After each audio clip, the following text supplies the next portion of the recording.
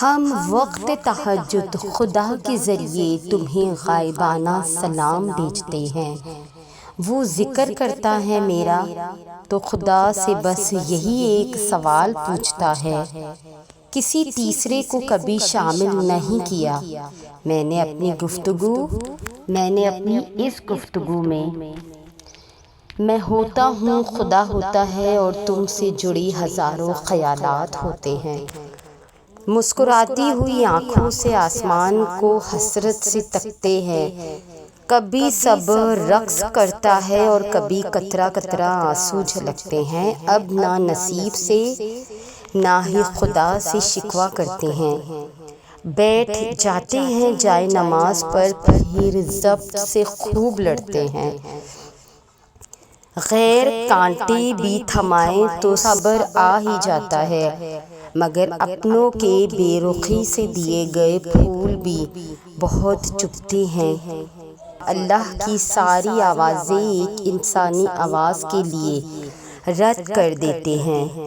ہمارا حال تو یہ ہے کہ ہم نافرمانی کی حد کر دیتے ہیں، مگر اب نہ تو بے بسی ہے نہ ہی کوئی ملال کی کیفیت ہے۔ نصیب کی ڈور دیکھو، تم سے جدا ہو کر اب ہم خدا سے جڑتے ہیں۔ تم لاکھ دکھاؤ بے رخی، وقت لاکھ ڈالے رکاوٹیں، ہم بھی یہ قصہ اب خدا کے سپرد کرتے ہیں۔ ہم اپنی محبت کا بس خدا کو رازدار رکھتے ہیں۔ تم سے کتنی ہے محبت یہ بات تم سے بھی چھپا رکھتے ہیں۔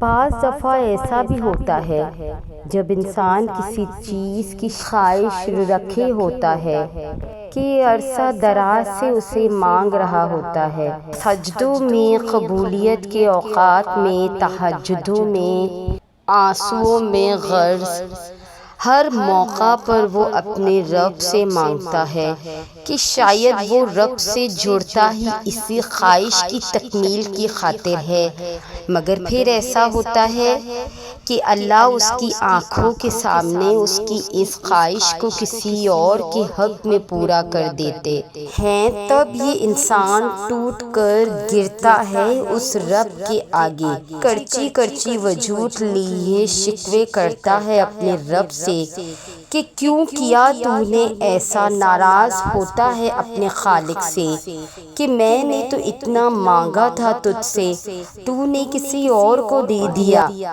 مگر پھر کہیں اندر سے، بہت اندر سے، اس کی سسکتی روح سے اسے آواز آتی ہے، جس کے پیچھے تو بھاگ رہا تھا وہ تو تھا ہی سیراب۔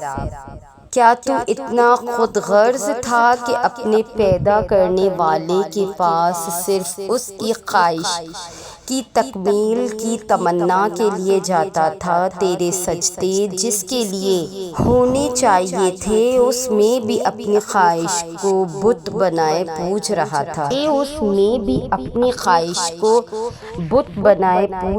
تھا۔ پھر ایسا ہی تو ہونا تھا، مگر اچھا ہوا تجھے سمجھ آئی کہ حقیقت کیا ہے، کس سے جڑنا ہے، کس کی خواہش رکھنی ہے، اپنی سجدے کس کے لیے خالص کرنے ہیں، آنسو کس کے لیے بہانے ہیں۔ اگر وہ رب تیری اس خواہش کو پورا کر دیتا تو جو سجدوں میں تڑپ کر مانگتا تھا نا، وہ سجدے بھی چھوٹ جاتے۔ اگر تو اسے پا لیتا تو اسے پا لیتا اور اللہ کو بھی بھول جاتا۔ تیرا رب ایسا نہیں چاہتا تھا کہ تو اسے بھولے، اسی لیے اس نے تیرا دل توڑا تاکہ تو مزید اپنے رب سے جڑ جائے اور وہ اس دل کو اپنی محبت کی تڑپ سے بھر دے۔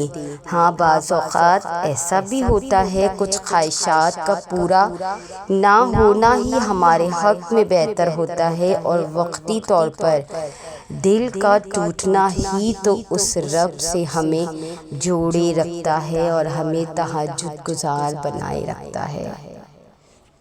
تہجد اللہ کی طرف سے دعوت نامہ ہے۔ جب اللہ کو کسی سے ملاقات کرنی ہو اور بات کرنی ہو تو وہ اسے تہجد کی لگن لگا دیتا ہے۔ جب یہ سارا جہاں خاموش ہوتا ہے، پھر رات کی تاریکی کے اس عالم میں خدا اپنے بندے سے ہم کلام ہوتا ہے، اور تب یوں محسوس ہوتا ہے جیسے رب ہماری شے رگ کی حدودوں کو توڑتے ہوئے ہم میں سما گیا ہے۔ وہ اللہ اور لہو میں عجیب سی محبت کی کیفیت دوڑنے لگتی ہے۔ پھر میرا رب فرماتا ہے، مانگ مجھ سے میرے بندے، تو نے جو مانگا میں نے دیا تجھے، مگر تب اللہ کے سوا کسی کی طلب ہی نہیں رہتی، اور پھر طلب اللہ کی ہو اور وہ نہ ملے، ایسا تو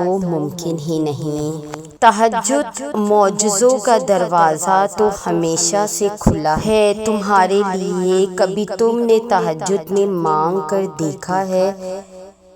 تہجد تو ہے ہی معجزہ۔ تمہیں تہجد نصیب ہو گئی تو تمہیں وہ سب نصیب ہو جائے گا جس کی چاہت ہے تمہیں، اور پھر یقین ہو جائے گا تمہیں کہ معجزہ ہو گیا ہے، تہجد میں دعائیں تمہاری قبول ہو گئی ہیں۔